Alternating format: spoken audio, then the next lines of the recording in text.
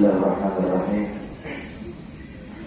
Nawaina ta'allum wa ta'lim wa tadhakkur wa tadhkir wa an-naf'a wal intifa'a wal ifada wal istifadah wal hatha 'ala at-tamassuki bi kitabillah wa sunnati Rasulillah sallallahu alaihi wasallam wa du'a ila al-huda wa ad-dalalah 'ala al-khairi bi ridwanillahi wa mardatihi wa ta'atihi min Allah ta'ala.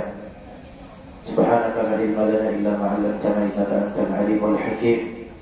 Rabbi shrah li sadri wa yassir li amri wa hlul 'uqdatam min lisani yafqahu qawli wa la hawla wa la quwwata illa billahil 'aliyyil 'azim. Assalamu alaikum warahmatullahi ta'ala wabarakatuh. Waalaikumsalam warahmatullahi wabarakatuh. Alhamdulillah, puji syukur kehadirat Allah Subhanahu wa ta'ala yang telah memberikan kita taufik serta hidayah, dan yang tak kalah pentingnya diberikan kita sehat wal afiyah, sehingga kita semua dapat berhadir berkumpul di tempat yang mulia ini dalam keadaan menuntut ilmu warisan yang paling berharga yang ditinggalkan oleh junjungan kita baginda Nabi Muhammad sallallahu alaihi wasallam.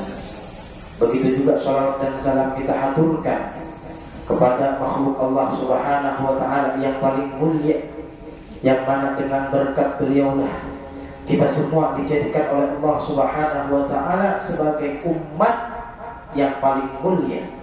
Kuntum khaira ummatin ukhrijat lin-nasi ta'muruna bil ma'rufi wa tanhauna 'anil munkar. Hadirin jamaah majelis yang dimuliakan oleh Allah Subhanahu wa ta'ala. Tadi sudah disampaikan oleh guru kita bahwasanya guru Syarwani tidak bisa berhadir berhalangan. Tadi beliau nelpon Ulun. Nah kebetulan Ulun nggak ada acara, dan memang Ulun nggak ada acara karena Ulun baru 1 bulan nggak sampai di kitab. Baru Ulun masih orang kitab, perkenalan sedikit pula Pak, supaya dia tahu juga. Ulun asli orang kitab, cuman Ulun lama meninggalkan kitab. Udah hampir 3 tahun Ulun meninggalkan kitab. Kemarin ke Katim, Samarinda, Balikpapan, Berau, keliling. Nah baru balik lagi, belum sampai 1 bulan. Makanya Ulun pegang-pegang mic ini rasa kaku-kaku juga sedikit. Nah apalagi melihat ibu-ibunya nih, nah yang antusias benar, Masya Allah. Di mana-mana itu memang ibu-ibu ini luar biasa. Ibu-ibu ini luar biasa. Di mana-mana acara, di mana-mana kegiatan, ibu-ibu yang paling antusias. Ibu-ibu yang paling banyak. Betul kan, Bu? Di majelisnya ibu-ibu juga yang paling banyak. Betul kan, Bu? Di atas panggungnya ibu-ibu juga kira-kira yang banyak. Betul kan, Bu? Nah, tapi di sini kan ada. Bahkan sampai ke neraka ujar Nabi SAW, yang paling banyak ibu-ibu juga. Nah luar biasa ibu-ibu nih. Sampai ke dalam neraka paling banyak ibu-ibu juga. Ujar baginda Nabi Muhammad SAW. Tapi insya Allah di angsana sebamban sini kan ada. Semua ibu-ibunya min ahlil jannah. Amin. Amin ya rabbal alamin. Kenapa?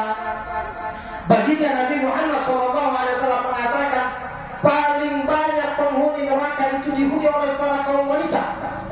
Mengapa Rasulullah SAW mengatakan seperti itu? Karena memang wanita ini yang banyak menyebabkan atau melakukan perbuatan yang menyebabkan masuk ke dalam neraka Allah Subhanahu wa ta'ala. Makanya Nabi mengatakan penghuni neraka paling banyak dihuni perempuan. Nah makanya oleh karena itu para ulama mengatakan al-ummu madrasatun. Karena seorang ibu, seorang wanita itu penentu bagi generasi yang akan datang. Makanya para ulama mengatakan dalam sebuah perkataannya, al-ummu madrasatun. Ibu itu madrasah pertama bagi seorang anak. Perempuan itu, kaum wanita itu adalah madrasah pertama. Sebelum anak sekolah di tempat-tempat pendidikan yang lain, itu madrasah pertama adalah orang tuanya, ibunya.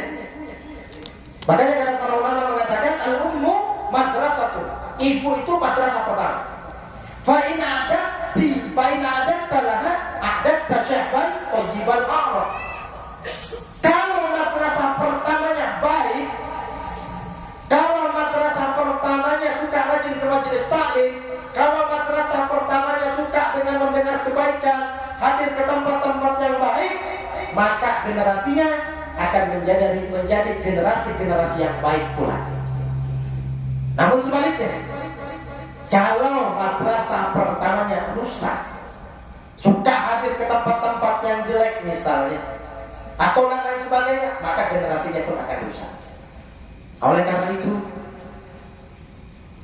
Rasulullah SAW sangat memuliakan. Beliau membawa agama Islam, membawa syariat Islam ini itu untuk memuliakan derajat seorang wanita. Jadi ibu-ibu lah, jangan merasa Islam itu mengekang. Ini kan sebagian ada mungkin orang yang mengatakan atau yang merasa Islam ini kok timpang sebelah, hukum ini timpang sebelah, kok wanita dilarang, kayak dikekang, tidak bisa bebas laki-laki. Justru sebaliknya, Bu.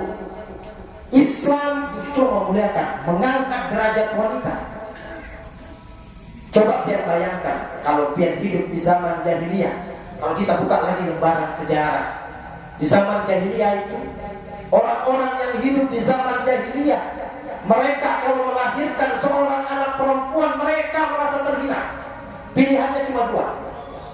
Bayangkan kalau biar hidup di zaman jahiliyah, mungkin kan ada ibu yang hadir majelis malam ini. Seandainya zaman jahiliyah masih berlanjut sampai sekarang, karena orang-orang jahiliyah itu, mereka kalau mempunyai anak perempuan, mereka merasa terhina. Pilihannya cuma dua. Pilihannya cuma dua. Kalau punya anak wanita, bisa dikubur hidup-hidup atau dijadikan budak, karena mereka merasa terhina. Tetapi kalau mereka melahirkan seorang anak laki-laki, luar biasa gembiranya, luar biasa. Nah, itu zaman jahiliyah. Tapi semua itu berubah, dihapus oleh syariat Islam yang dibawa oleh junjungan kita, baginda Nabi Muhammad Sallallahu Alaihi Wasallam. Oleh karena itu bersyukur kita dijadikan Allah Subhanahu Wa Taala sebagai umatnya baginda Nabi Muhammad Sallallahu Alaihi Wasallam. Kita ini umatnya Nabi Muhammad, umat yang paling mulia, umat yang paling agung. Bahkan al-jannatu, surga itu diharamkan dimasuki oleh umat yang lain kecuali Rasulullah dan umatnya memasuki terlebih dahulu. Ini kemuliaan. Nah, tinggal kita menjaga bagaimana kita mempertahankan kemuliaan yang sudah Allah berikan tanpa kita memintanya sampai akhir hayat kita. Alhamdulillah, di sini ada majelis taklim. Ini menandakan kita duduk berkumpul di sini. Kita duduk bersama-sama di majelis taklim ini mendengarkan ilmu warisannya baginda Nabi Muhammad Sallallahu Alaihi Wasallam. Itu tanda bersyukurnya kita atas nikmat yang Allah berikan kepada kita. La in syakartum la azidannakum. Kalau kita bersyukuri nikmat yang Allah berikan kepada kita, maka niscaya Allah akan tambah nikmat tersebut. Para hadirin jamaah majelis yang dimuliakan oleh Allah Subhanahu Wa Taala. Oleh karena itu, jangan heran kalau kita manakala kita duduk di tempat-tempat majelis-majelis taklim yang seperti ini. Jangan heran manakala kita duduk berkumpul bersama orang-orang yang soleh, bersama orang-orang yang baik, duduk berkumpul bersama para habaib, orang-orang alim, para ulama, guru-guru agama. Jangan heran kalau kita akan merasa ketenangan dalam jiwa kita. Jangan heran. Kenapa? Karena kata Al-Habib Abdul Qadir bin Ahmad As-Sujah, kata beliau di dalam sebuah perkataannya, man ta'allaqa bisyan nalal aman wal itma'inna wa yudriku ma la yudriku ahlus zaman. Kata Al-Habib Abdul Qadir bin Ahmad As-Segaf, kata beliau, man ta'allaqa bizziyad, siapa orang yang senang berkumpul dengan orang-orang yang baik, senang duduk dengan orang-orang yang soleh, punya ikatan, punya hubungan dengan orang-orang yang soleh, orang-orang yang baik, dengan para ulama, para habaib, maka jangan heran, kata beliau, dia akan mendapatkan nalal aman wal itmainah.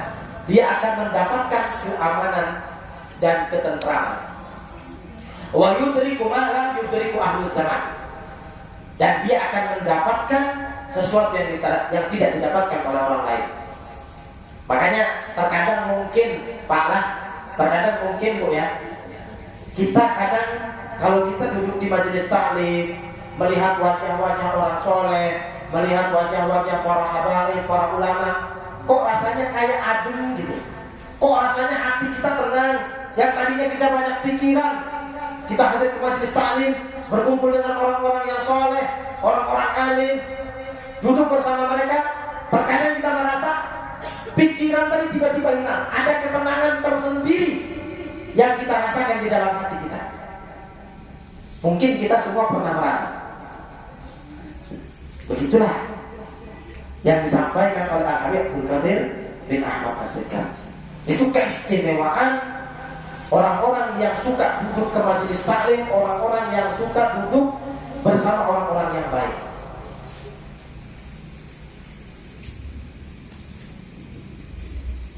Biasanya guru Sarwani baca kitab apa? Biasanya fikih ya. Nah, mungkin ulun terangkan sedikit masalah hukum taklid lah, karena kita ini sebagai muslim, karena ini kan majelis taklim. Nah, majelis taklim biar kita ada tabarukan sedikit, mengambil kitab atau pembacaan daripada kitab. Nah, nanti seterusnya mungkin guru kita yang akan menyampaikan. Nah, ini sangat penting kita perhatikan, khususnya kepada generasi-generasi kita, khususnya kepada anak-anak kita, putra-putri kita. Nah, kita perhatikan ini. Di dalam kitab fikih itu disebutkan alamatul bulugh salas. Tanda baliknya seseorang itu ada 3. Nah, ini penting kita tahu, apalagi sebagai orang tua. Penting ini, sangat penting untuk kita mengetahui. Kita pengen tahu anak kita ini sudah balik atau belum. Nah, itu cirinya 3. Ada 3 cirinya. Karena apa? Balik dan belum balik. Karena hukum Islam ini, syariat ini yang dibawa oleh baginda Nabi Muhammad SAW itu yang diberatkan kepada orang yang balik dan berakal. Itu namanya taklid. Kalau kita belajar akidah, kalau di dalam ilmu akidah namanya taklid. Taklid ini adalah hukum, sudah seseorang tadi diberati hukum. Artinya kalau dia tidak melaksanakan apa yang diperintahkan oleh Allah, kewajiban-kewajiban yang diperintahkan oleh Allah, maka dia berdosa. Dan dia mengerjakan apa saja yang dilarang oleh Allah, yang dilarang oleh Rasulullah, yang dilarang oleh syariat Islam, dia kerjakan, maka dia dapat dosa. Sebaliknya, kalau dia mengerjakan apa yang diperintahkan Allah, dia dapat pahala. Apabila dia menjauhi yang dilarang oleh Allah dan Rasulnya dan syariat Islam, maka dia tidak berdosa. Nah, itu dapat pahala. Nah, itu namanya taklid. Nah, cuman terkadang mungkin sebahagian kita masih belum paham apa itu balik. Ciri orang balik itu seperti apa? Anak saya ini sudah balik atau belum? Artinya dia ini sudah masuk catatan dosanya, catatan kertasnya malaikat rakib dan atid atau belum? Anak saya umurnya 14 tahun, apakah sudah balik atau belum? Sudah bisa berdosa atau sudah belum? Nah, itu harus tahu kita. Jadi di dalam fikih yang namanya seseorang itu balik, baik laki-laki atau perempuan, itu tanda baliknya itu ada 3 macam. Pertama, Ini dilihat dari 3 tanda ini, anak kita tadi salah satu saja dari 3 tanda ini ada, maka anak tadi sudah balik hukumnya. Artinya dia sudah diwajibkan untuk melaksanakan ajaran syariat. Kalau tidak melakukan perintah yang diperintahkan oleh Allah dan Rasulnya, maka dia sudah berdosa. Berbeda dengan anak yang belum balik. Nah, dia belum dosa. Walaupun dia melakukan satu kesalahan, satu perbuatan jelek sekalipun, dia belum dicatat dosa. Kenapa? Karena belum balik dan belum wajib untuk melaksanakan sholat. Nah, tapi kalau anak tadi belum balik, ya diajari, disunnahkan, dianjurkan kepada orang tuanya, diajari. Walaupun dia belum wajib melaksanakan sholat, walaupun dia belum wajib melaksanakan puasa, diajari, dibiasakan, supaya nanti manakala dia balik, dia akan terbiasa melaksanakan perintah Allah dan Rasulnya, melakukan satu pekerjaan ibadah. Nah, jadi balik itu pertama tandanya. Ini kita perhatikan pula, karena ini sangat penting. Mungkin kita punya anak, kita tidak tahu, khususnya yang perempuan, anak perempuan. Nah, karena anak perempuan agak sulit sedikit. Tandanya itu ada bermacam-macam. Jadi alamat tanda anak itu balik yang pertama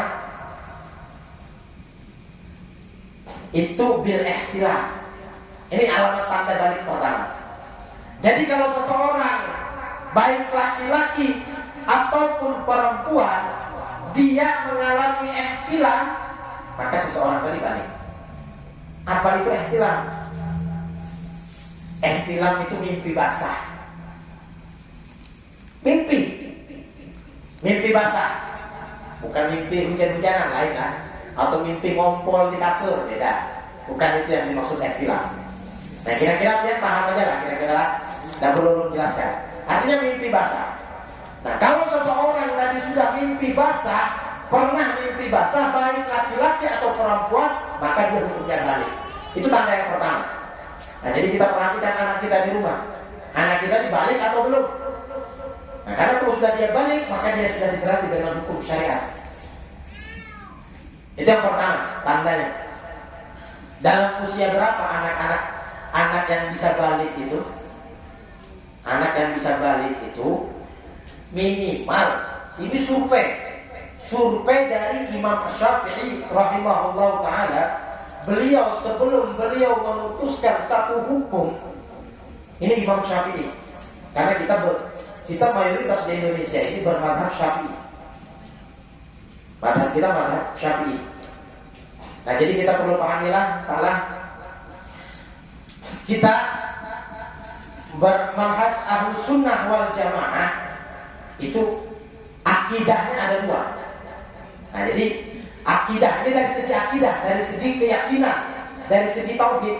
Ini kalau manhaj Ahlus Sunnah wal Jamaah dari segi akidah, itu akidahnya imamnya, kita berimam kepada Abu Musa al-Ash'ari dan Abu Mansur al-Maturidi. Ini 2 imam Ahlus Sunnah wal Jamaah dari segi akidah, dari segi keyakinan. Akidah ini tauhid, sesuatu yang tempatnya di dalam. Nah, maka sesuatu yang tempatnya itu di dalam jangan dikeluarkan. Nah, ini tauhid ini di dalam. Masalah keyakinan jangan dikeluarkan. Sesuatu yang naruh tempatnya di dalam, ya di dalam. Kalau dikeluarkan kurang bagus. Nah, ini perumpamaan. Perlu kasih contoh. Di dalam badan kita ini badan kita nih. Yang di luar ada hidungnya. Nah, ini namanya syariat. Syariat itu zahirnya. Syariat itu zahir. Fikih itu zahir. Tapi akidah itu di dalam. Nah, hidung kita di luar. Coba kalau hidung taruh di dalam, bagus kan? Tidak bagus. Begitupun sebaliknya. Yang namanya akidah, yang namanya tauhid, keyakinan itu tempatnya di dalam. Kita meyakini sesuatu, meyakini Allah itu bersifat wujud. Dalam aja. Allah itu wahdaniyah, esa, tunggal. Mustahil Allah itu berbilang. Tidak ada Tuhan Bapa, tidak ada Tuhan Ibu. Itu keyakinan kita umat Islam. Maka itu di dalam, cukup di dalam. Jangan dikeluarkan. keyakinan aja. Nah kalau syariat yang di luar, syariat ini yang di luar yang kita kerjakan, kayak sholat, wudhu. Nah contoh yang dipelajari di majelis ini. Nah setiap malam 2 minggu sekali guru kita, guru Syarwani mengajarkan fikih. Itu secara syariat. Bagaimana tata cara berwudhu yang benar, bagaimana tata cara sholat yang benar, bagaimana tata cara mandi junub atau mandi besar yang benar, bagaimana niatnya, di mana meletakkan niat. Itu namanya fikih syariat. Nah, jadi itu tadilah tanda baliknya seseorang. Itu yang pertama adalah ihtilam. Nah, jadi kalau anak tadi sudah ihtilam, baik laki-laki atau perempuan, itu sudah balik. Minimal berapa usianya? Usia ihtilam itu minimal 9 tahun. Itu paling cepat seseorang mengalami ihtilam, paling cepat 9 tahun. Nah, ini supaya tahu kita sebagai orang tua, agar kita bisa melihat anak-anak kita di rumah. Jadi kalau anak kita mengatakan saya ihtilam, saya mimpi basah, tapi umurnya baru 6 tahun, itu bukan ihtilam. Kenapa? Ini menurut survei Imam Asy-Syafi'i, beliau sudah sebelum memutuskan hukum, beliau mengatakan, kata beliau, paling cepatnya orang ihtilam itu 9 tahun. Nah jadi kalau di bawah 9 tahun belum bisa seseorang itu melakukan atau dikatakan atau terjadi ihtilam, belum. Nah, itu lumrahnya, itu aglabiahnya, kebiasaannya seperti itu. Mungkin ada 1-2 orang yang di luar kebiasaan, mungkin tidak mustahil. Tapi yang jelas kita tahu kalau anak itu umur 9 tahun dia ihtilam, berarti dia sudah balik. Nah, karena mazhab kita 4, mazhab Ahlussunnah wal Jamaah dari segi akidah tadi itu Imam Abu Hasan al-Asy'ari dan Abu Mansur al-Maturidi. Dari segi fikih atau syariat, mazhab kita 4, imam kita Ahlussunnah wal Jamaah. Imam Asy-Syafi'i namanya mazhab Syafi'i, mazhab Hambali, mazhab Hanafi, dan mazhab Maliki. Ada 4 mazhab. Nah kita mayoritas di Indonesia ini bermazhab Imam Asy-Syafi'i rahimahullahu ta'ala. Pahamlah? Nah jadi kalau anak tadi sudah umurnya 9 tahun, dia bisa terjadi ihtilam. Di bawah 9 tahun, kurang 9 tahun, lumrahnya, kebiasaannya tidak bisa ihtilam. Nah itu tanda baliknya seseorang yang pertama. Yang kedua, tanda baliknya seseorang ini khusus perempuan. Khusus perempuan. Kalau tadi laki bisa, perempuan bisa. Ihtilam itu bisa terjadi kepada laki-laki, bisa terjadi kepada perempuan. Tapi yang tanda kedua ini khusus perempuan. Nah ini ibu-ibu ini khususnya, supaya diperhatikan, yaitu al-haid. Haid ini khusus perempuan. Tidak ada laki-laki yang haid kan? Tidak ada. Tapi kalau di dalam kitab Izalatul Iltibas itu disebutkan, di dalam kitab Izalatul Iltibas, di situ disebutkan ada sebagian binatang yang haid, bukan hanya dari kalangan manusia. Ada sebagian binatang yang haid, termasuk kelelawar. Kalau tidak salah, kelelawar itu bisa haid. Ada disebutkan, ada beberapa binatang di kitab Izalatul Iltibas. Nah, kita membahas masalah ini. Ini tanda balik yang kedua. Ini penting diperhatikan pula, karena haid ini bermacam-macam darah warnanya. Nah, cuma yang paling penting yang kita perhatikan itu poinnya yang paling penting. Kalau seorang perempuan, anak perempuan tadi sudah haid, maka dia balik hukumnya. Nah sekarang tinggal kita perhatikan, dia ini haid atau belum? Apakah hanya darah biasa atau darah haid? Itu penting diperhatikan tuh. Sebagai orang tua harus tahu kita. Kalau di pesantren mungkin anak-anak diajarkan itu, baik anak-anak yang laki-laki lebih santriwati, lebih ditekankan untuk pelajaran masalah haid itu. Sekarang perlu ketahui, minimal umur seorang haid itu 9 tahun. Itu minimal. 9 tahun kurang 16 hari. Nah ini Bu, supaya pian perhatikan Bu. Kalau pina ada pian punya anak umurnya 9 tahun, anak saya ini sudah haid atau belum? Kalau bisa diberustak orang tua, Disuruh sholat haid, disuruh puasa haid, sebulanan haid misalnya, atau tiap hari haid.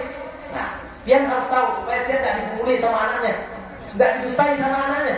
Bilang haid, ternyata enggak, ternyata males. Nah, supaya tahu. Jadi anak tadi paling cepat umurnya haid itu 9 tahun. 9 tahun kurang 16 hari. Kalau seorang anak perempuan itu umurnya 9 tahun kurang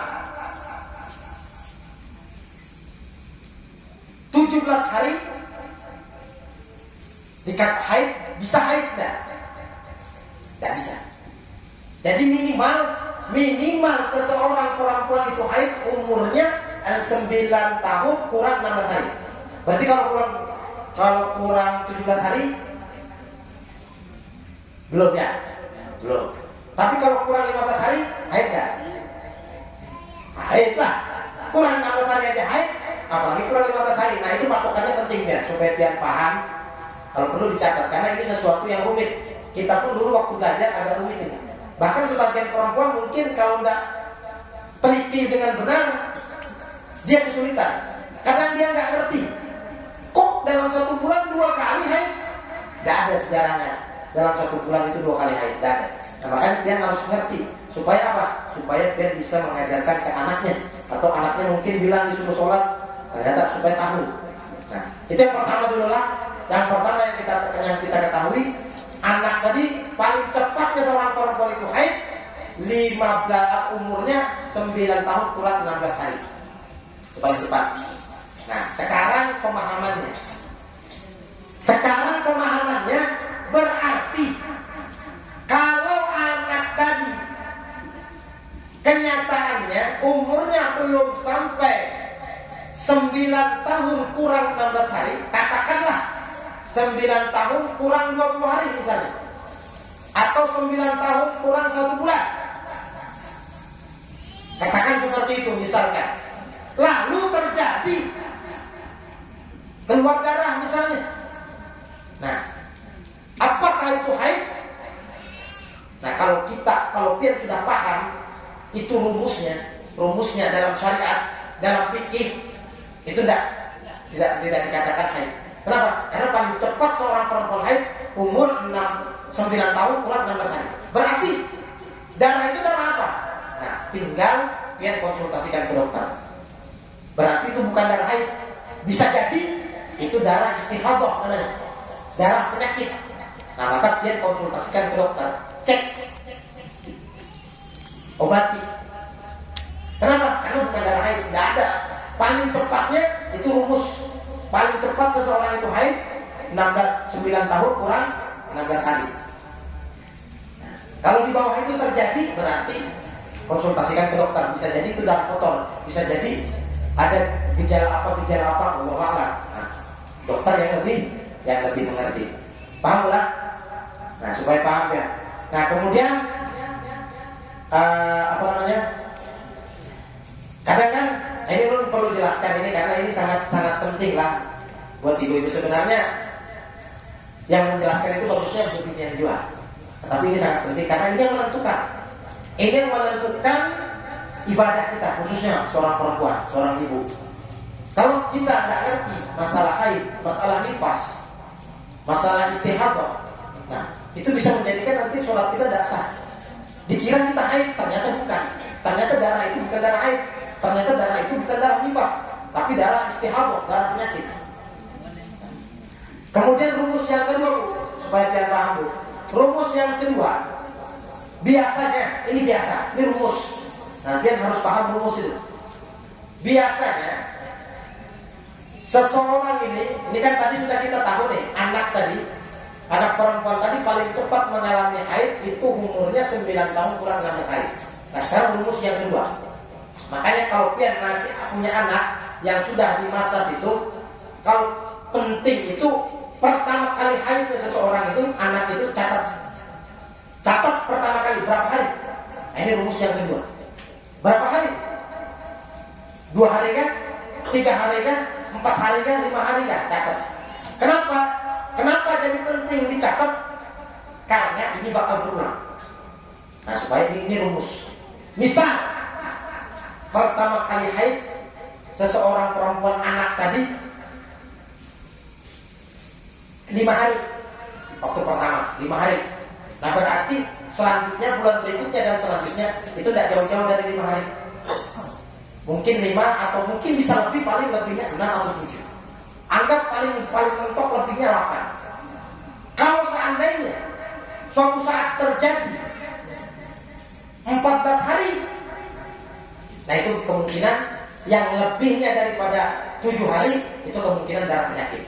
Nah, maka ke dokter, konsultasikan ke dokter atau cek ke dokter. Ini penting. Nah, itulah rumus dalam syariat, dalam fikih yang diajarkan oleh para ulama kepada kita. Nah, penting itu, makanya ulun sering ngajar, kalau ngajar santri-santri putri itu sering ulun sampaikan seperti itu. Catat, apalagi anak-anak yang belum balik, yang masih usianya hampir balik atau hampir mengalami masa haid. Nah, kita sering bilang, catat kau nanti pertama kali tanggalnya, catat jam berapa kau pertama kali haid, jam berapa, tanggal berapa, catat. Nanti lihat terputusnya berapa hari, apakah 5 hari, nah nanti seterusnya gitu aja. Karena terkadang bisa jadi suatu saat itu tidak normal. Nah, kita ini sebagai laki-laki kita tidak mengalami, tapi kita hanya belajar teori. Nah, jadi itu tanda balik seseorang yang kedua. Nah, supaya kita perhatikan, jadi kita bisa mengontrol anak-anak kita yang di rumah. Nah, kemudian paling banyaknya orang haid itu 15 hari paling banyak. Tapi jarang ada yang terjadi sampai 15 hari itu jarang. Kalau lebih daripada 15 hari berarti lebihnya itu bukan darah haid. Itu sudah kaidah. Itu rumusnya. Nah, jadi biar supaya paham kan, jadi kalau ada didustai anak di rumah tahu sudah, ini lain. Nah, dusta berarti kan anak kan itu. Nah, ini tanda balik yang kedua khusus perempuan.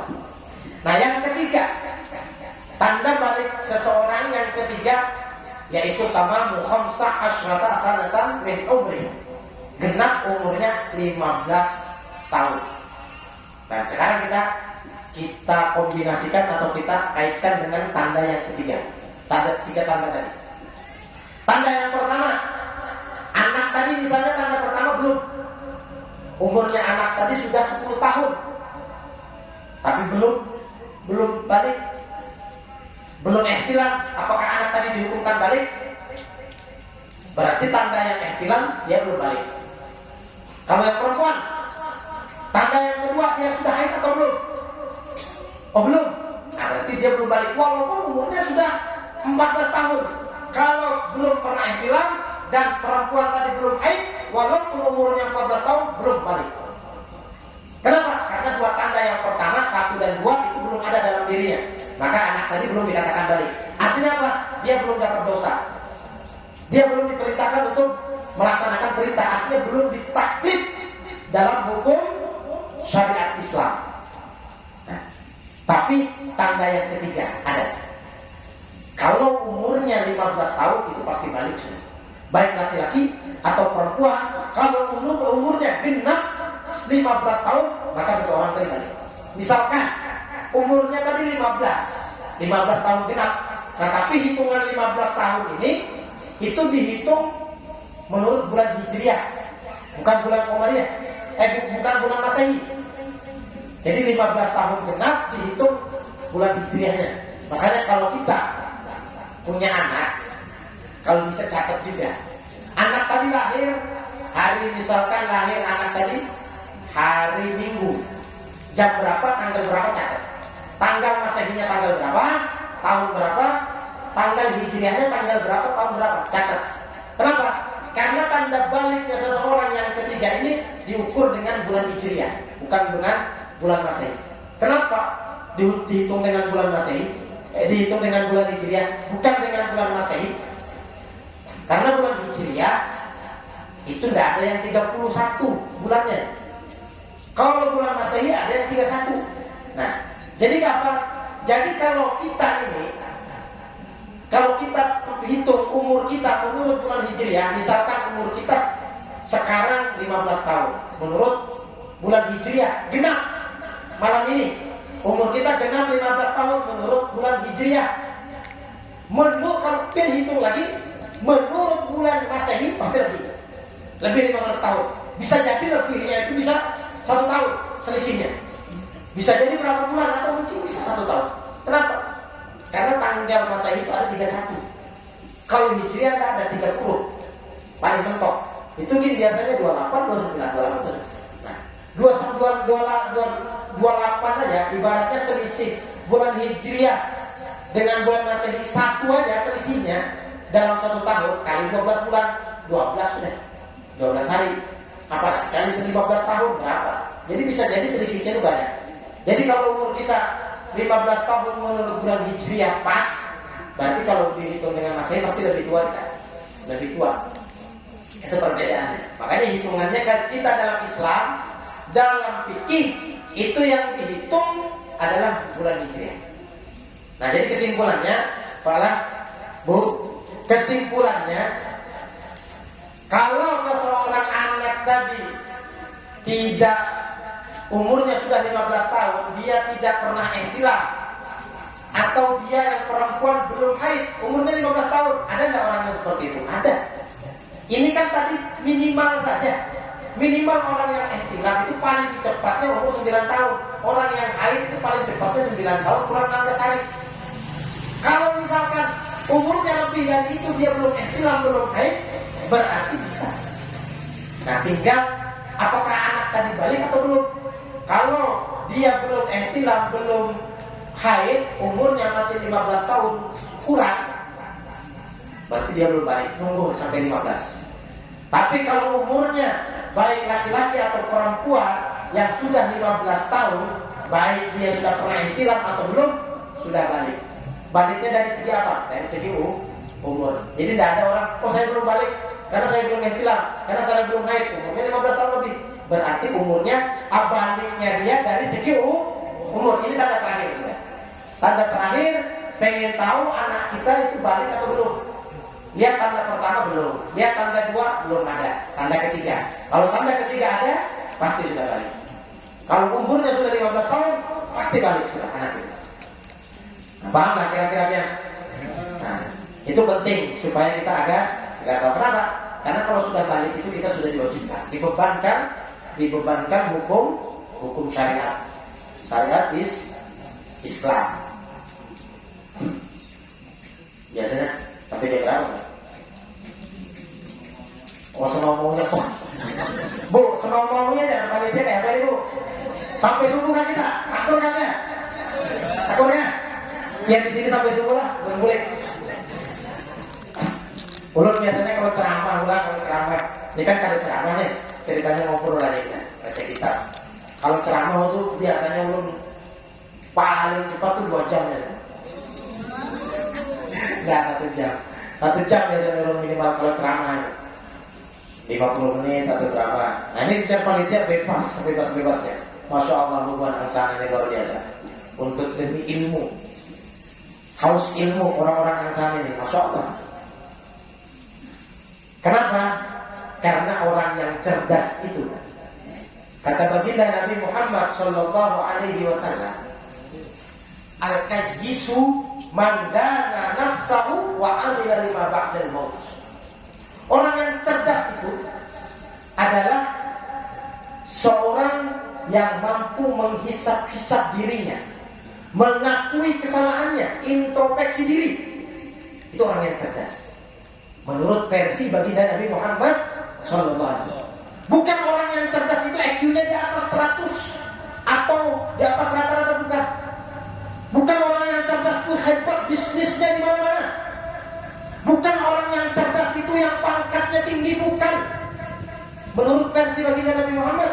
Tapi orang yang cerdas itu adalah man dana nafsahu wa amila lima ba'dal maut. Orang yang mampu menghisap, menghitung-hitung dirinya, mengakui kesalahannya, introspeksi diri, wa amila lima ba'dal maut, dan dia beramal, mempersiapkan sanggupnya untuk menghadapi kehidupan yang selanjutnya, yaitu kehidupan yang abadi. Setelah di dunia ini bukan kehidupan selamanya. Ini hanya permulaan. Alam dunia ini alam ketiga. Baru alam reinkarnasi kita ketiga di sini. Alam pertama alam azali. Di alam azali di situlah ditentukan Allah Subhanahu wa taala seluruh nasib hamba. Seluruh nasib makhluk Allah tentukan di alam azali. Sebelum kita diciptakan oleh Allah. Baik buruknya seseorang, dia bakal jadi orang apa nanti, itu sudah ditentukan di sana. Tapi tidak tahu, kita lupa. Itu sudah kita diambil janji oleh Allah, sudah ditentukan nasib kita di alam azali. Ini akidah ini. Ini ilmu tauhid pelajarannya. Bukan ilmu fikih, ilmu syariat, tapi ilmu tauhid. Makanya kita keyakinan. Ilmu tauhid itu adalah ilmu keyakinan. Itu alam pertama. Kemudian alam kedua yaitu alam di mana kita di dalam kandungan ibu kita. Itu alam kedua. Kita waktu masih di dalam kandungan ibu, rasa luas banget itu sudah. Seorang bayi itu dalam perut ibunya itu merasa dunia itu luas. Dunianya itu dalam kandungan itu sudah merasa luas. Makanya kadang-kadang bayi itu buka-buka jalan-jalan. Nah, kemudian setelah lahir ke dunia, ini alam ketiga. Alam dunia ini alam ketiga. Proses kita. Ternyata dunia tidak seluas. Begitu kita lahir, kita melihat ternyata dunia tidak seluas perut ibu kita. Lebih luas ternyata. Ini sekarang kita hidup di fase yang kita hidup di dunia. Nah, kita hidup di dunia, merasa dunia ini luas, merasa dunia ini sangat mewah, sangat indah. Hulwatun hadra. Ad-dunya hulwatun hadra. Itu bagi kita. Dunia ini perasa kita indah, nikmat dengan segala kenikmatan, segala apa yang kita rasakan di dunia ini. Padahal kita belum tahu kehidupan selanjutnya.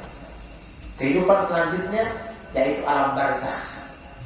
Setelah kita hidup di dunia, maka kita diwafatkan oleh Allah, pindah alam, yaitu alam barzakh. Kalau orang dunia melihat alam barzakh itu sempit. Kali berapa aja itu orang dalam kubur itu? Lihat lahatnya orang dalam kubur itu kali berapa aja? Sempit. Iya. Kalau orang dunia yang lihat, tapi sebenarnya di dalam itu luas. Kalau orang yang sudah meninggal, dia bakal merasakan di alam barzakh itu lebih luas daripada dunia ini.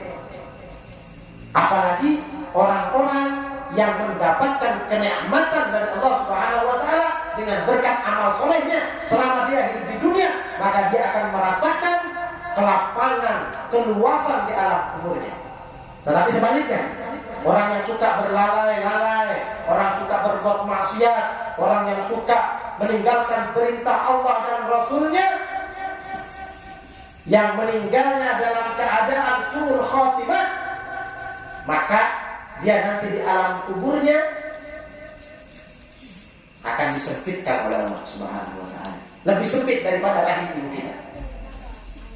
Itu bagi orang, kita ini orang dunia, kita masih hidup, kita belum tahu rasanya.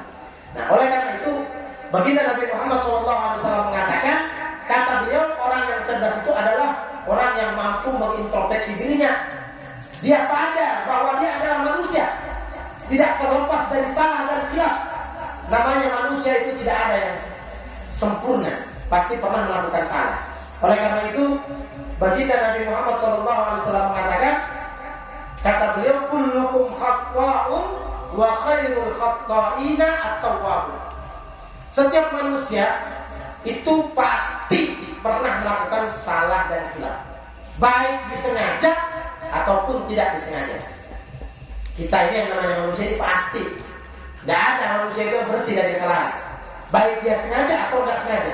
Dalam 24 jam kita hidup, satu hari di dunia ini pasti kita pernah melakukan kesalahan, kekeliruan, baik kepada tetangga, diri kita, keluarga kita, orang-orang sekitar kita, pasti baik disengaja atau tidak disengaja. Dalam Oleh karena itu Rasulullah SAW menganjurkan kita untuk senantiasa beristighfar, meminta ampun kepada Allah Subhanahu wa Ta'ala. Kita akui kita ini sebagai makhluk Allah yang paling lemah. Kita ini adalah makhluk Allah yang penuh dengan dosa. Maka jangan pernah kita bosan, jangan pernah kita lelah untuk beristighfar, meminta ampun kepada Allah Subhanahu wa Ta'ala.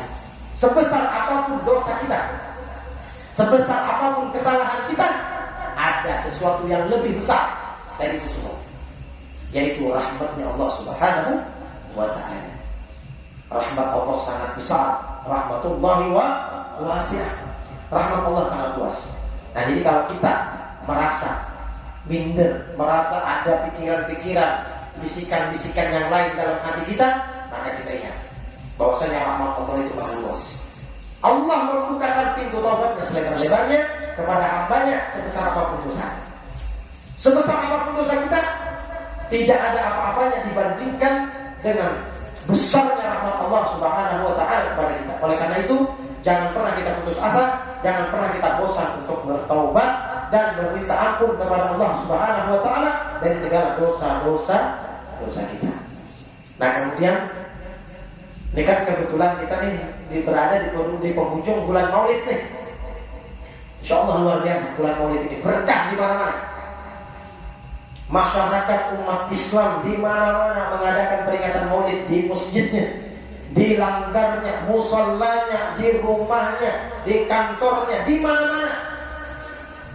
Ini membuktikan kemuliaan orang yang dilahirkan di bulan tersebut, yaitu junjungan kita baginda Nabi Muhammad sallallahu alaihi wasallam. Jadi jangan heran kalau kita lihat peringatan Maulid di mana-mana. Maulid meriah, khususnya di bulan Maulid ada bermacam-macam tradisi. Tidak tahu tradisinya di sini. Kalau di Muara Kintab seberang Bugis, karena ulun di Muara Kintab Mama ulun seberang Bugis, itu adatnya, tradisinya orang Bugis. Nah, itu biasanya jamaah undangan itu dikasih kayak ember atau apa, dalamnya tuh ada nasi, ada apa, tradisi orang. Itulah cara masing-masing kita untuk mengungkapkan kegembiraan kita dengan bulan Maulid, kelahiran dan junjungan kita Nabi Muhammad sallallahu alaihi wasallam. Wajar itu. Jadi kalau ada orang-orang yang mencibir kita, yang mengata-ngatain kita, ngapain buang-buang duit perayaan itu, buat apa? Jangan diperdulikan. Kenapa? Karena itu tidak ada seberapanya. Tenaga, pikiran, harta yang kita keluarkan untuk memeriahkan peringatan Maulid, kelahirannya junjungan kita Nabi Muhammad SAW, tidak ada apa-apanya dibandingkan dengan jasanya baginda Nabi Muhammad SAW sehingga sampai kepada kita pada hari ini. Seandainya Rasulullah SAW tidak dilahirkan, alam semesta pun tidak ada, surga neraka tidak ada. Semua itu diciptakan oleh Allah Subhanahu wa Ta'ala karena berkat baginda Nabi Muhammad SAW. Jadi kita sebagai umat Nabi Muhammad wajar kalau kita merayakan maulidnya baginda Nabi Muhammad. Apalagi kita di Indonesia ini bermacam-macam suku, bermacam-macam tradisi, bermacam-macam bahasa. Tujuannya apa? Allah menciptakan manusia itu bersuku-suku, berbangsa-bangsa dengan bermacam aneka ragam. Tujuannya apa? Allah jelaskan di dalam Al-Quran. Wa ja'alnakum syu'uban wa qabaila lita'arafu. Allah menjadikan manusia itu berbangsa-bangsa, bersuku-suku dengan bermacam-macam tradisinya supaya apa? Lita'arafu, saling mengenal satu sama lain, saling menghargai satu sama lain. Itulah fungsinya diutusnya baginda Nabi Muhammad SAW untuk menyatukan umat manusia, untuk mengumpulkan umat manusia di bawah naungan benderanya baginda Nabi Muhammad SAW. Oleh karena itu, kita jangan pernah bosan untuk berselawat kepada junjungan kita Nabi Muhammad. Karena selawat ini, Pak, Bu, selawat ini bukan amalan biasa. Selawat kepada junjungan kita Nabi Muhammad SAW itu amalan yang paling hebat. Kalau dipikir-pikir, kalau mungkin kita teliti, tidak ada amalan satupun yang menandingi kehebatan sholawat kepada junjungan kita Nabi Muhammad SAW. Jadi kalau misalkan kita, saya bingung Ustaz, saya ini tidak bisa baca doa, tidak bisa apa, mau amalan apa, bulan apapun saya ini tidak bisa. Sholawat aja ya, cangkali aja sholawat. Bicara orang Banjar itu, banyak itu sholawat aja, di kerjaan sholawat, sambil masak ibu-ibu sholawat. Karena syafaat sholawat itu luar biasa. Karena orang yang kita sholawat itu bukan orang biasa, manusia, basyarun lakal basyar, yaitu manusia yang paling sempurna, Rasulullah SAW. Hebat sholawat ini. Tidak ada satupun perintah yang Allah perintahkan kepada umat manusia. Cari aja di seluruh Allah, di seluruh perintah yang Allah perintahkan kepada umat manusia, tidak ada yang sehebat sholawat. Allah Subhanahu wa ta'ala memerintahkan umat manusia untuk sholat. Allah tidak sholat. Ya lah, ya lah Bu. Allah menyuruh kita sholat Bu. Allah ikut sholat enggak? Ikut sholat enggak Allah Ta'ala? Enggak. Allah hanya menyuruh kita. Jadi tidak ada perintah yang Allah perintahkan kepada manusia yang Allah ikut melaksanakan, tidak ada, kecuali satu, yaitu sholat. Allah perintahkan umat manusia, khususnya umat Islam, untuk sholat. Allah ikut sholat? Tidak. Allah perintahkan kita untuk puasa. Allah puasa? Tidak. Allah perintahkan kita untuk zakat. Allah ikut zakat? Tidak. Allah perintahkan kita untuk berhaji ke Baitullah. Allah ikut berhaji? Tawaf juga di Baitullah? Tidak. Tapi ada satu perintah yang Allah Subhanahu wa ta'ala bukan hanya memerintahkan kepada kita umat manusia, khususnya orang-orang yang beriman, tetapi Allah sendiri yang praktekkan pertama kalinya, yaitu sholawat pada baginda Nabi Muhammad SAW. Mana dalilnya? Dalilnya di dalam Al-Quran, firman Allah Subhanahu wa ta'ala, innallaha wa malaikatahu yusholluna 'alan nabi. Sesungguhnya Allah Subhanahu wa ta'ala, kemudian dan para malaikatnya yusholluna, Allah dan para malaikat bersolawat dan mengucap salam kepada baginda Nabi Muhammad SAW. Allah yang praktekkan pertama kali. Jadi Allah bukan hanya memerintahkan kita untuk bersolawat, tapi Allah yang praktek. Allah sendiri pertama kali yang bersolawat. Kemudian Allah ajak para malaikat, baru Allah ajak, ya ayyuhalladzina amanu, wahai orang-orang yang beriman, kata Allah, ikutlah bersamaku dan para malaikat, yusholluna 'alan nabi, untuk bersolawat dan salam kepada baginda Nabi Muhammad SAW. Ini hebat solawat. Makanya jangan heran ya, banyak keajaiban-keajaiban yang terjadi dengan berkat solawat. Yakini aja kita, walaupun kita tidak bisa amalan yang lain, solawat aja kita amalkan, karena ini hebat solawatnya. Karena orang yang kita puji, orang yang kita solawati adalah orang yang paling hebat, yang nanti di akhirat tidak ada satupun nabi yang mampu memberikan syafaat kecuali baginda Nabi Muhammad SAW. Beliau yang mengangkat kepalanya, adalah para nabi semua tidak bisa memberikan syafaat di hari kiamat kecuali Nabi Muhammad SAW. Nah, ulun ceritakannya sedikit. Cerita tentang keistimewaan atau kemuliaan sholawat ini, supaya kita rajin. Jadi kita ambil iktibar, ambil pelajaran dari cerita ini, agar apa?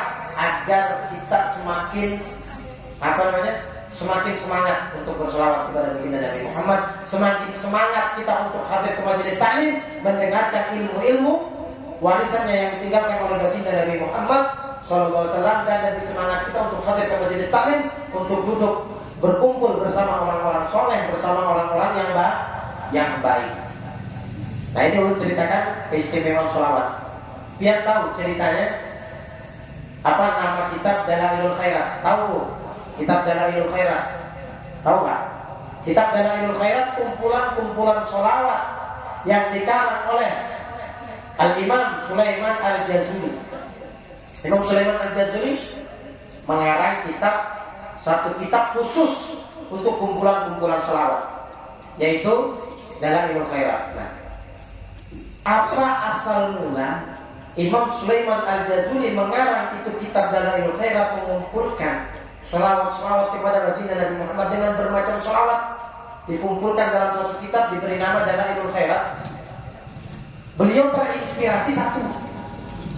Beliau mengarang itu kitab terinspirasi dengan seorang anak perempuan yang masih belia, belum balik. Anak perempuan yang belum balik. Jadi ceritanya, sebelum beliau mengarang itu Dalail, beliau terinspirasi, termotivasi dengan seorang anak perempuan yang masih kecil, belum balik. Suatu ketika dulu, Al-Imam Sulaiman Al-Jazuli beliau berjalan, melakukan satu perjalanan musafir. Kalau orang dulu itu musafirnya kadang berbulan-bulan, bekalnya kadang habis di tengah jalan. Kalau kita musafir sekarang paling sejam, Jakarta sampai sudah.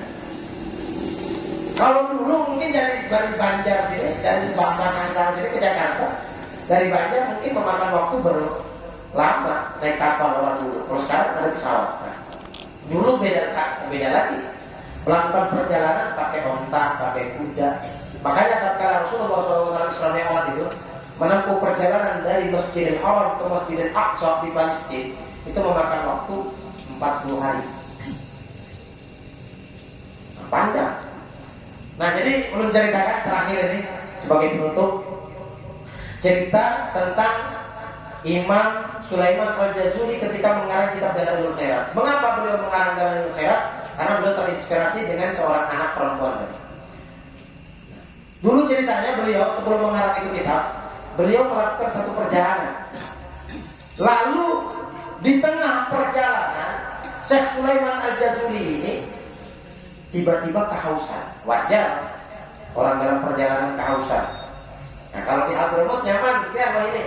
Waktu ulun belajar di Hadramut belum ditarik. Itu di mana-mana perjalanan itu ada di masjid, ada di tengah-tengah jalan itu yang jauh dari kampung. Itu kalau di Hadramut itu ada namanya di sana tuh barodah. Barodah ini air yang disiapkan untuk orang-orang yang musafir. Jadi ada setiap tempat itu. Bahkan di masjid-masjid, di zawiyah-zawiyah itu ada namanya barodah.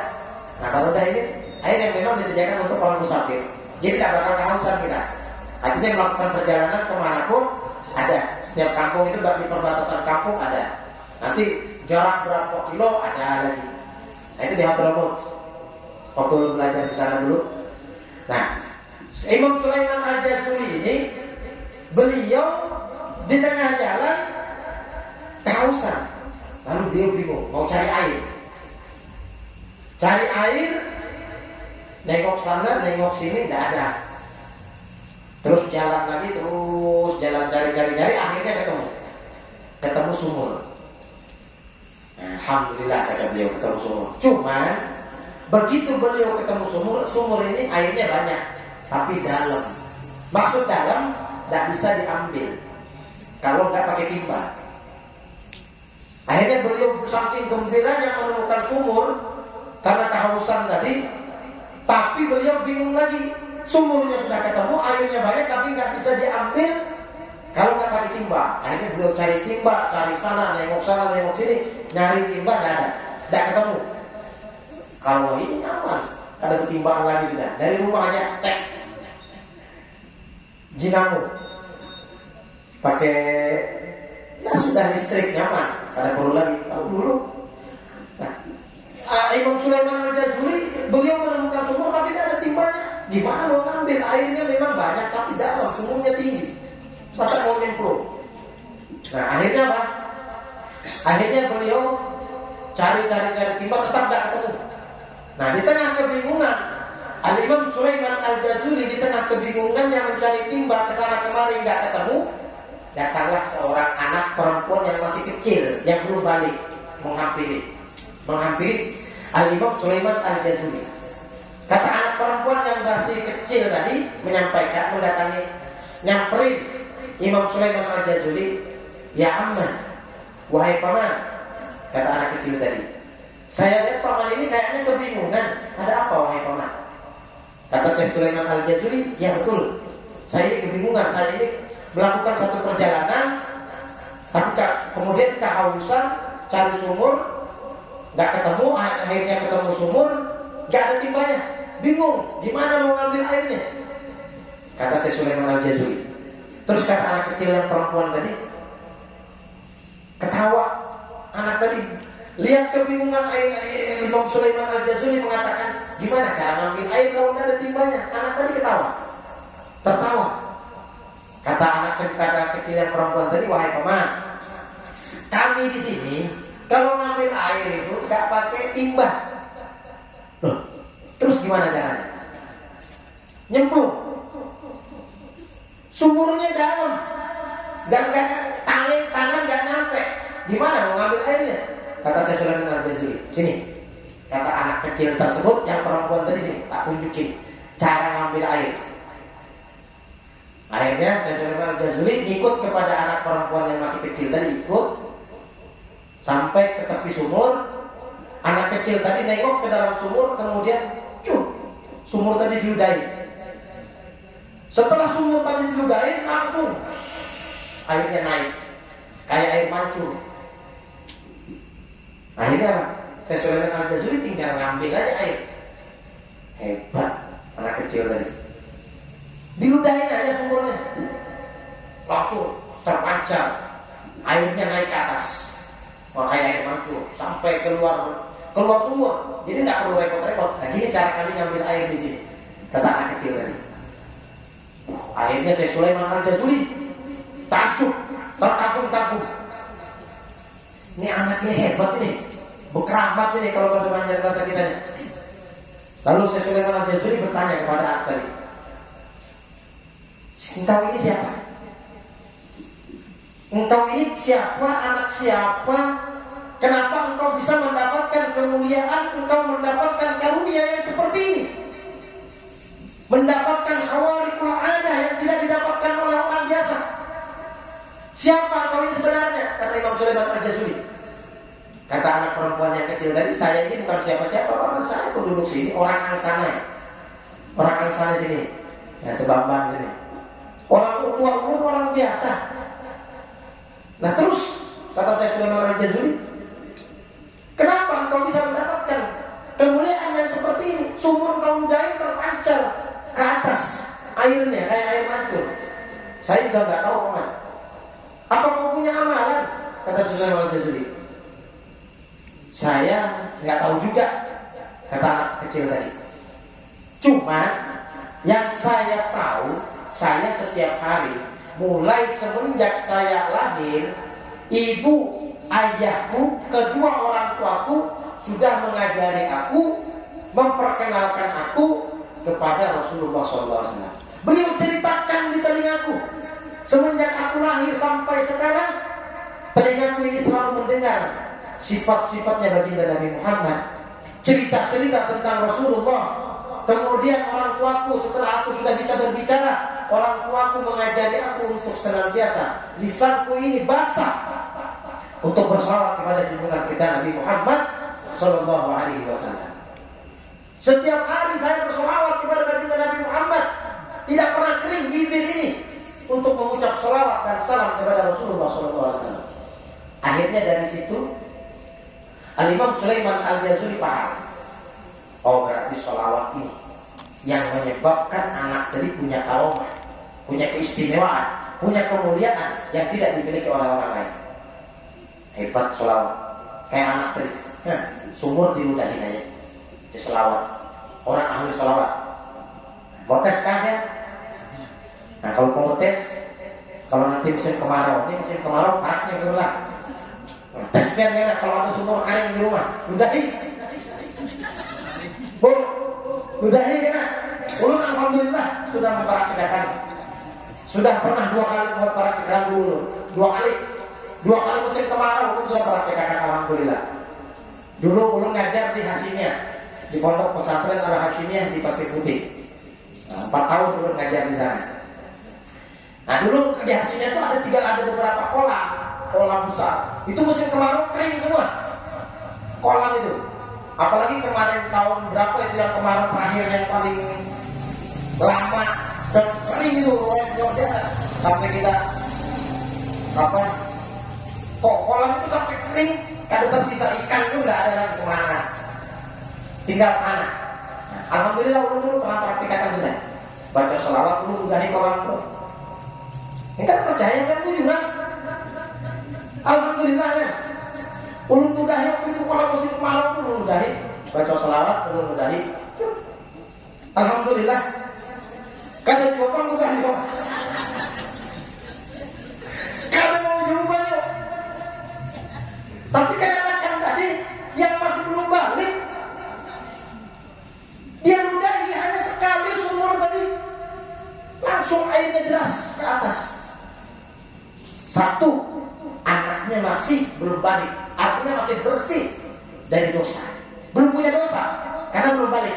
Yang kedua, anak tadi senantiasa lisannya memuji, berselawat kepada Rasulullah Sallallahu Alaihi Wasallam.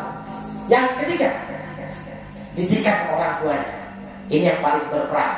Didikan orang tuanya dari dia lahir, sebelum lahir masih dalam kandungan sudah didengarkan, diperdengarkan. Orang tuanya sering dengar Quran, sering dengar selawat, sering dengar cerita-cerita, sifat-sifat, akhlak daripada junjungan kita baginda Nabi Muhammad Sallallahu Alaihi Wasallam. Itu yang bikin beda ludahnya anak tadi dengan ludah kita. Itu yang bikin beda. Kenapa? Karena ada Rasulullah Sallallahu Alaihi Wasallam yang dia bawa senantiasa dalam kehidupannya. Makanya kata para ulama, orang yang dalam kehidupannya, baik dalam rumah tangganya, usahanya, segala sesuatu apapun, kalau dia senantiasa menghadirkan Nabi Muhammad di dalam hidupnya, dia tidak akan pernah merasakan kesusahan. Bahkan Allah Subhanahu wa Ta'ala tidak akan mengazab seseorang yang di dalam dirinya selalu ada baginda Nabi Muhammad SAW. Makanya kalau kita di dalam kehidupan kita teladani Nabi Muhammad, kita ikuti beliau, kita hadirkan beliau dalam kehidupan kita, baik rumah tangga, maka kita akan hidup dengan damai. Tidak ada istilah KDRT itu yang viral itu. Seandainya dia menghadirkan Nabi Muhammad dalam rumah tangganya, maka tidak mungkin seorang suami melakukan kekerasan kepada istrinya. Kenapa? Karena itu sangat dilarang oleh baginda Nabi Muhammad SAW, sangat dilarang oleh ajaran Islam. Nah, supaya tahu ya, jangankan kita mukul orang, ini dalam Islam hukum fikihnya.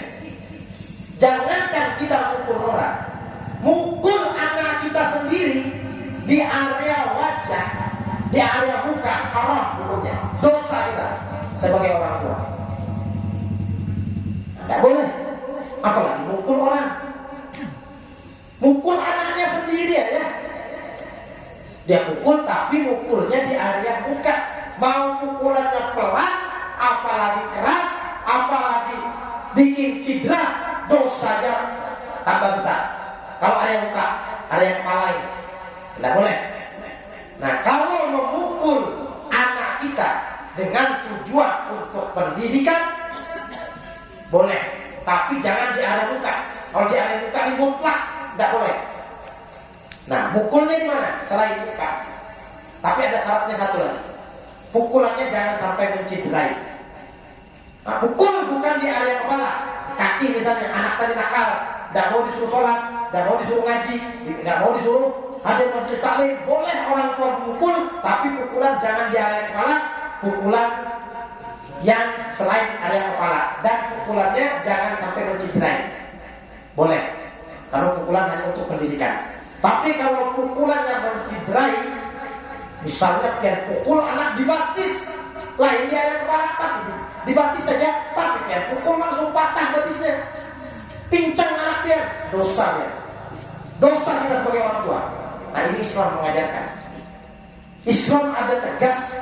Rasulullah mengajarkan kita sebagai orang tua perlu juga ada ketegasan. Ada kalanya ketegasan itu tetapi ada tempatnya dan ada batasannya. Nah makanya kan dalam hukum fikih itu anak yang umurnya 10 tahun kan belum balik nih. Anak tadi belum balik tapi umurnya sudah 10 tahun. Itu kalau tidak mau disuruh sholat boleh dipukul sama orang tuanya. Tapi pukulannya jangan sampai cedera. Nah, pukul mungkin di kakinya aja biar dia untuk efek jerahnya agar dia segan, gitu aja untuk pendidikan. Nah tapi kalau umurnya di bawah 9 tahun jangan dipukul, cukup disuruh aja. Suruh sholat, suruh ngaji. Nah tapi kalau umurnya 9 tahun tidak mau disuruh ngaji, tidak mau disuruh sholat, orang tua boleh pukul. Tapi ingat Bu, ingat Pak, pukulannya jangan menciderai. Jangan kayak anak kada mau ngaji misalnya, kada mau hadir ke majelis, dilempar dari atas loteng ke bawah. Nah itu tidak boleh, haram hukumnya. Nah makanya kalau kita menghadirkan Nabi Muhammad SAW di dalam kehidupan kita, insya Allah tidak ada kekerasan yang di luar batas yang dianjurkan oleh hukum Islam. Nah kemudian kita hidup di dunia ini tentunya, ini pesan terakhir, tentunya kita hidup di dunia pasti kita tidak terlepas dari yang namanya cobaan, yang namanya ujian, yang namanya musibah. Jujur kada Pak? Jujur kada Bu? Ujian, cobaan selama kita hidup di dunia tidak mungkin kita terlepas dari yang namanya problem, permasalahan, cobaan, tidak ada. Kalau kita mau tenang selama kita hidup di dunia tidak bisa. Baik itu ujian, cobaan, musibah dalam rumah tangga, dalam usaha, dalam masyarakat, di kampung, di rumah, dimanapun. Pasti, baik dalam diri kita di kamar aja, dalam kamar ini misalnya, juga tidak akan lepas daripada problem. Itu sudah lumrahnya. Tetapi ingat, yang paling penting, nasihat terakhir sebagai penutup di majelis ini, ingatkan pesan para ulama. Ingatkan pesan para ulama mengajarkan kepada kita bahwasanya segala macam cobaan, ujian, problem yang kita hadapi itu memang tantangan hidup. Itu memang tidak terlepas dari kehidupan. Tapi yang paling penting kata para ulama, innal masaiba ma ja'at litahlukaka wa inna ma ja'at litamtahina sabraka wa imanaka. Itulah tujuannya ujian, cobaan, musibah yang kita alami. Jadi kata para ulama, ujian, cobaan, musibah apapun bentuknya yang kita alami di dunia ini, itu bukan untuk membinasakan kita, bukan untuk menghancurkan kita, bukan untuk membuat kita putus asa, bukan untuk membuat kita frustasi, terpuruk dan lain sebagainya. Tetapi innama ja'at litamtahina sabraka wa imanaka. Itu kata para ulama. Tetapi Allah berikan ujian, Allah berikan cobaan, Allah berikan problem kepada kita semua. Itu tujuannya hanya satu, yaitu untuk menguji kesabaran dan keimanan kita. Bagaimana kesabaran kita, bagaimana keimanan kita, bagaimana sangka baik kita kepada Allah Subhanahu wa ta'ala. Apakah manakala Allah beri kita ujian, Allah beri kita cobaan, Allah beri kita problem dalam kehidupan, apakah kita putus asa dari rahmat Allah? Apakah kita suuzon dengan Allah? Apakah kita semakin jauh dengan Allah? Apakah kita semakin dekat dengan Allah? Tergantung. Nah di situ cobaannya, ujiannya. Nah jadi kita selama hidup ini jangan khawatir kita. Maksudnya jangan khawatir di sini. Itu sudah namanya dinamika kehidupan seperti itu. Ingat pesan ulama, innal masaiba ma ja'at litahluka wa innama ja'at litamtahina sabraka wa imanaka. Dan setiap ujian, cobaan yang Allah berikan kepada umat manusia itu tidak mungkin Allah Subhanahu wa taala menguji seseorang di luar batas kemampuannya. Sebagaimana Allah jelaskan, la yukallifullahu illa wus'aha. Allah tidak membebani seseorang. Allah tidak menguji seseorang di luar batas kemampuannya. Nah sekarang kesimpulannya yang harus kita garis bawahi, Setiap ujian, cobaan itu tujuannya untuk menguji kesabaran dan keimanan kita. Yang kedua, garis bawahi, yang perlu kita garis bawahi, kita ambil pelajaran dari setiap peristiwa ujian tadi dalam kehidupan dunia ini. Bagaimana kita menyikapinya? Apakah kita semakin dekat kepada Allah? Apakah kita semakin jauh kepada Allah? Karena Allah berarti kita harus berprasangka.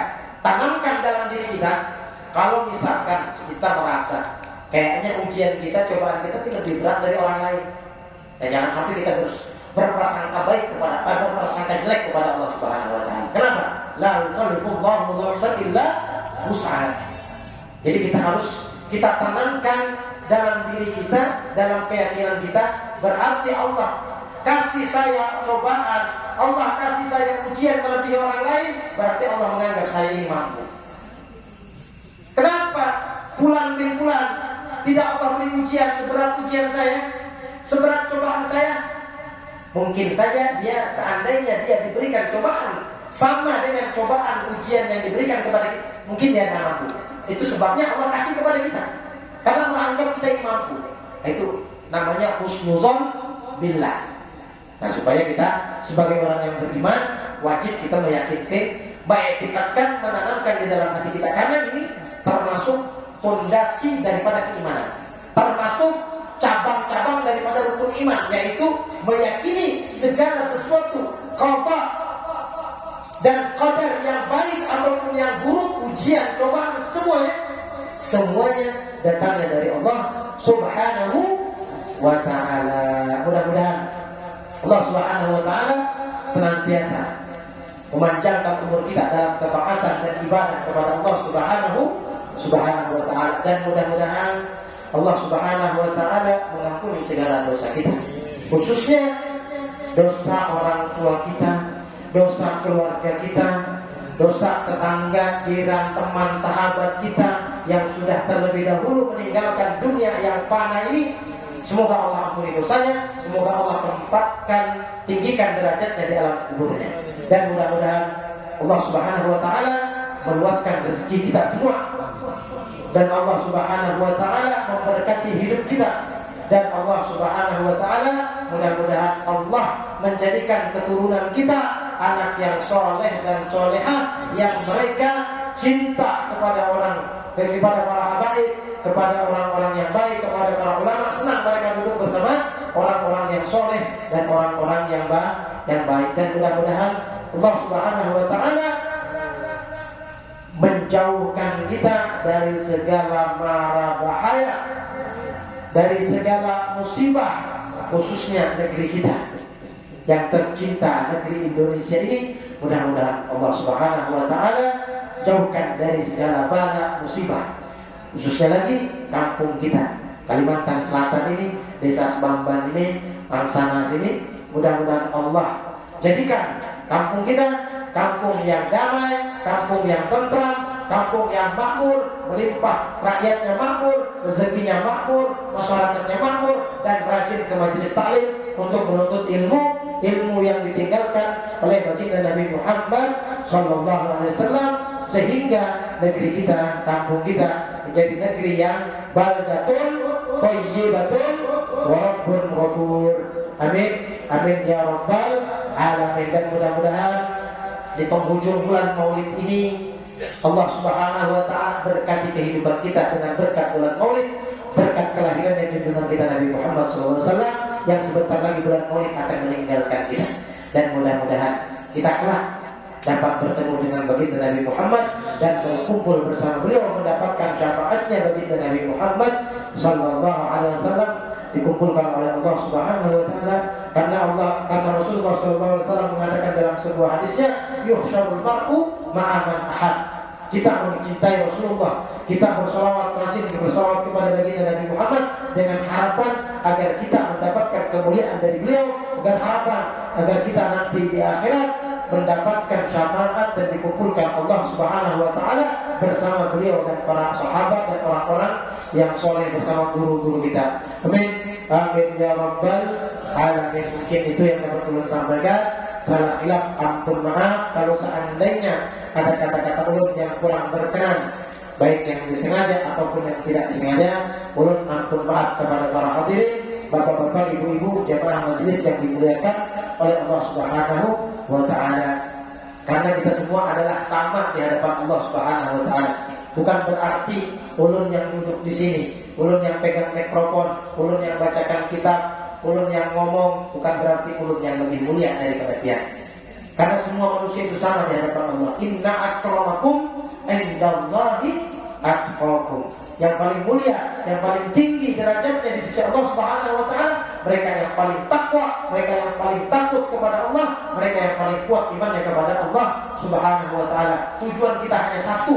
Tujuan kita sama berkumpul di tempat ini, baik yang membacakan ataupun yang mendengarkan. Tujuan kita hanya satu, mengharap ridha Allah Subhanahu wa taala dan mengharap syafaatnya Rasulullah, sehingga kita selamat ketika memasuki kehidupan yang kekal abadi selama-lamanya. Yang kita harapkan hanya ridha Allah dan ridha baginda Nabi Muhammad sallallahu alaihi wasallam. Salam ampun maaf dan Allah wa iyyakum ila shiratal mustaqim. Wassalamualaikum warahmatullahi taala wabarakatuh.